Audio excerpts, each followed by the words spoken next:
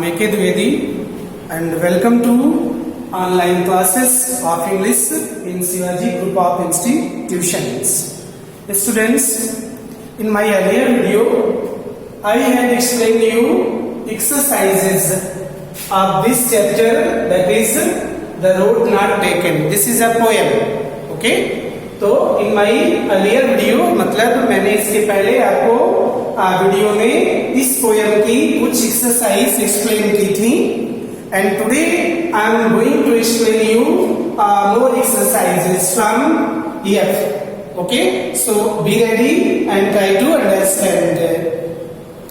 Students, here you can see these are the phrasal verbs. Here in this question use these phrases to make sentence. यानी इन phrases को हमें अपनी sentence में use करना है to make a meaningful sentence. And for that you must know the meaning of the given phrases. अगर आपको इन phrases की meaning आती है then definitely you can do well. तो स्टूडेंट्स फर्स्ट फ्रेज था act on.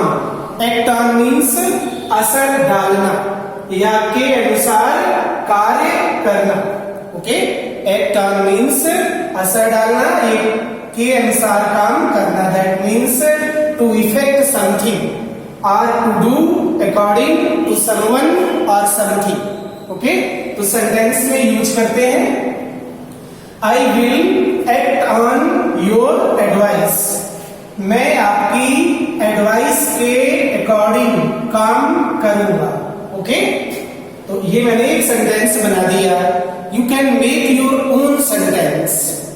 It is not necessary to copy these sentences but you can make your own sentence but they should be meaningful. Okay, next one, अगर इसी का दूसरा बनाते हैं acids act on metal. Acid का मतलब होता है आपके अम्ल, धातुओं से प्रतिक्रिया करते हैं. ओके, यानी जो एसिड होते हैं वो मेटल्स पर अपना असर डालते हैं. तो acids act on metals. So you can use so many sentences of your own. Next one, act for. Act for means की जगह काम करना, यानी किसी की जगह काम करना, उसकी अनुपस्थिति में उसकी जगह पर काम करना. ठीक है, तो सेंटेंस में यूज करते हैं he confidentially authorized me to act for him in his absence. मतलब उसने बड़े विश्वास पूर्वक मुझे उसकी जगह काम करने के लिए ऑथराइज किया, अथॉरिटी दिया कि जब मैं अनुपस्थित हूं, जब मैं ना हूं तो मेरी जगह पर तुम ये काम कर सकते हो. Okay, confidentially he confidentially authorized me. Authorized means अधिकार दिया to act for him in his absence. You can make the sentences of your own in simple language, but they should be clear and grammatically correct. Okay. Now next one, act up means काम करना. Act up means काम करना, to do our. Sentence में देखते हैं I hope that he will act up to his promise. मुझे उम्मीद है कि वो अपने वादे के अनुसार काम करेगा. Act up means to do something according to someone or something. काम करना या किसी के अनुसार काम करना. I hope that he will act up to his promise. मुझे उम्मीद है कि वो अपने वादे के अनुसार काम करेगा, जैसा उसने वादा किया वैसा करेगा. Next one, act upon means के अनुसार कार्य करना. बहुत सारे वर्ड्स हैं कि एक जैसे लगभग मिलते जुलते हैं. Okay, to do according to someone, instructions of someone. Ramesh didn't act upon my order, यानी रमेश ने मेरे ऑर्डर को फॉलो नहीं किया. के अनुसार काम करना या का कार्य करना, किसी के द्वारा दिया गया कार्य करना. Ramesh didn't act upon my order. Ramesh ने मेरे ऑर्डर को फॉलो नहीं किया. Act upon means to follow करना, दी हो जाएगा. Next one, bear down means कठिन प्रयास करना, trying hard, making great efforts. Trying hard and making effort, बहुत कोशिश करना, अपनी अथक कोशिश करना। तो बियर डाउन मीन्स कठिन प्रयास करना, trying hard and making effort. Sentence में यूज करते हैं he had to bear down hard, he had to bear down hard to get success in the exam. परीक्षा में उसे सफल होने के लिए बहुत कठिन कोशिश करनी पड़ी। ओके स्टूडेंट्स, तो ये सेंटेंसेस यानी फ्रेजल वर्ब्स बहुत सीरियसली यूज करते हैं। अगर हम उनकी मीनिंग अच्छी तरीके से जानते हैं तो then definitely there will not be any problem. Okay students, I will explain you some more exercises given back side. That means exercise number G and H part. Okay, G and H part. Students, let us discuss exercise number G. In G part there is use the suitable conjunctions to fill in the blanks with the following sentences. Students, यहाँ आपको कुछ sentence दिए गए हैं and in the gap you have to fill the conjunctions as given in the brackets. Okay, तो कौन कौन से कंजक्शंस दिए गए हैं देखते हैं। आपको मालूम है कंजक्शन क्या होते हैं?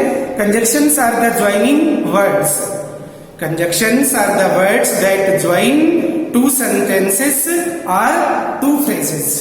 ओके, तो कौन कौन से कंजक्शन है आपको फिर बताया जाएगा, बट यहाँ पे एक्सरसाइज दी गई है, इसको हम ब्रीफली करते हैं।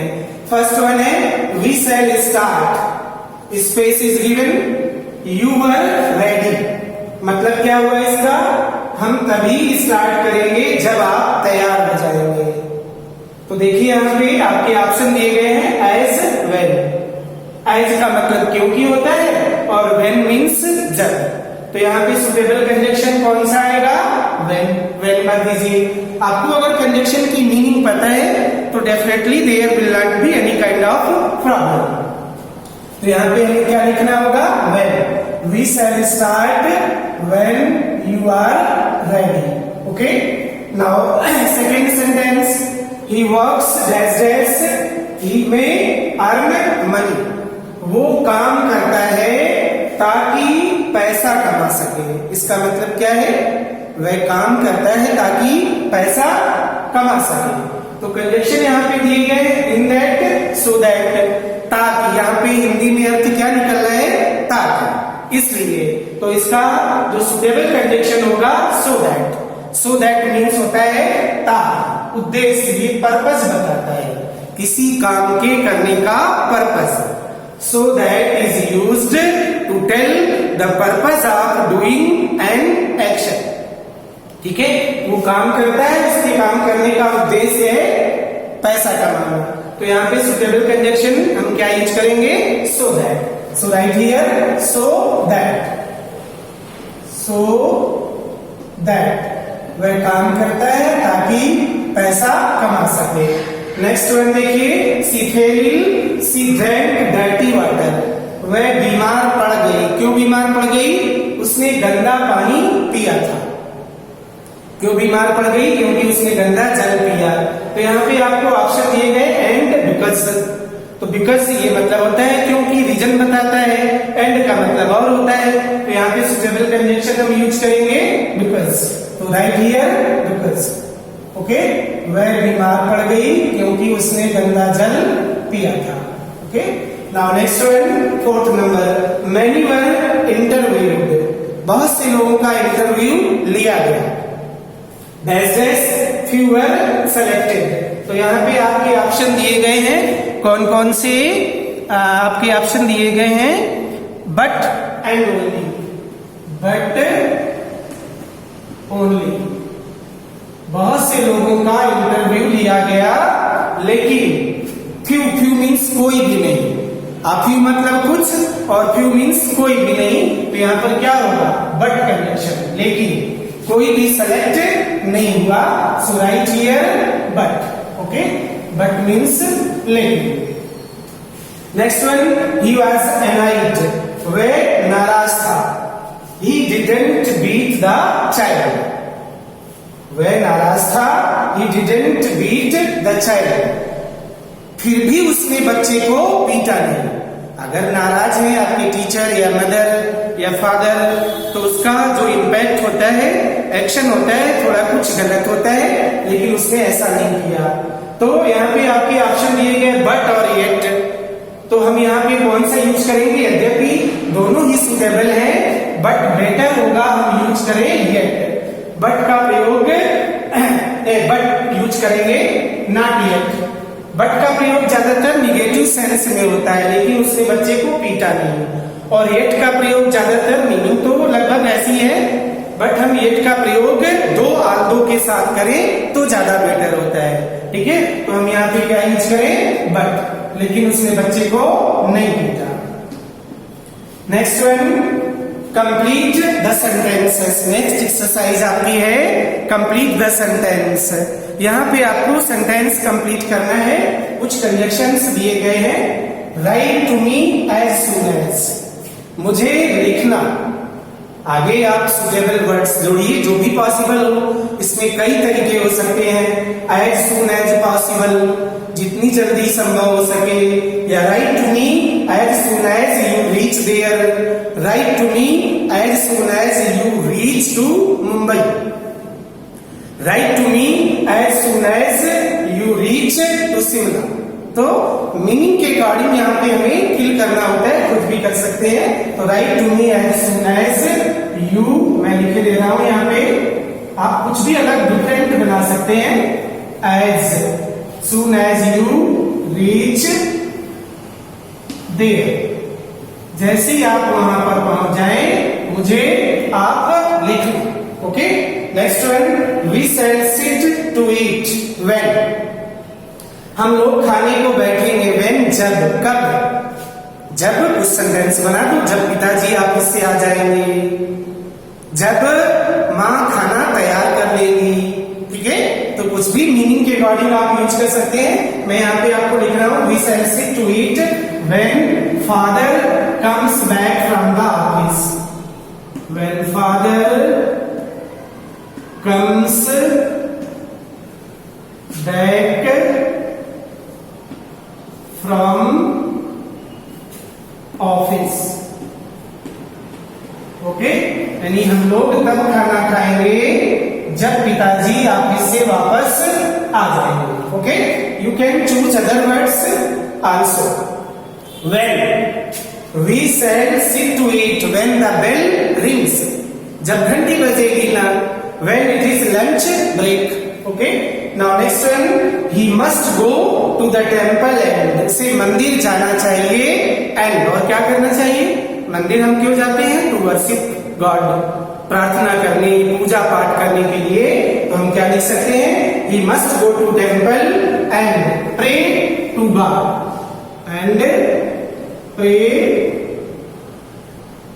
To God for a while, और थोड़ी देर पूजा पाठ या प्रार्थना करनी चाहिए। ठीक है, उसे मंदिर जाना चाहिए और थोड़ी देर के लिए पूजा पाठ या प्रार्थना करनी चाहिए। Okay students, now next one, 2 sentence और बचे हैं। मैं ओरल आपको बता रहा हूं 2 सेंटेंसेस, ट्राई टू अंडरस्टैंड। चलिए बता देते हैं। 2 more sentences are left. These are, he walks as if, he walks as if, वह ऐसे चलता है। सेंटेंस नंबर 4, ऐसे चलता है। नाउ ब्लैंक इज गिवन, कैसे चलता है? जैसे कि मानो राजकुमार। स्टूडेंट्स, ये कंडीशनल सेंटेंस है और हमेशा इसके साथ प्लूरल वर्ब लगती है, वर का प्रयोग करते हैं।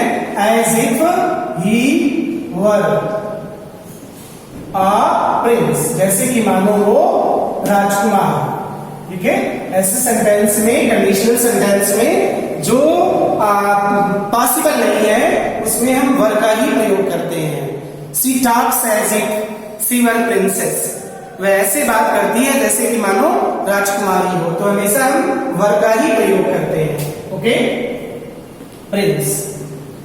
Now next one, sentence number 5. In this sentence, she must weep are. क्या लिखा है? She must weep are. उसे अवश्य रोना चाहिए और क्या करना चाहिए? Weep or lament, I don't care. वह रोए या गाए मुझे चिंता नहीं है. She must weep or lament आप लिख सकते हैं. lament विलाप करना, या आप क्राई लिख सकते हैं. ठीक है. She must weep और lament या क्राई कुछ भी आप लिख सकते हैं इसमें, और भी सेंटेंस हो सकते हैं. So students, exercise of this poem are over. Now in my next video I will start grammar chapter. Till then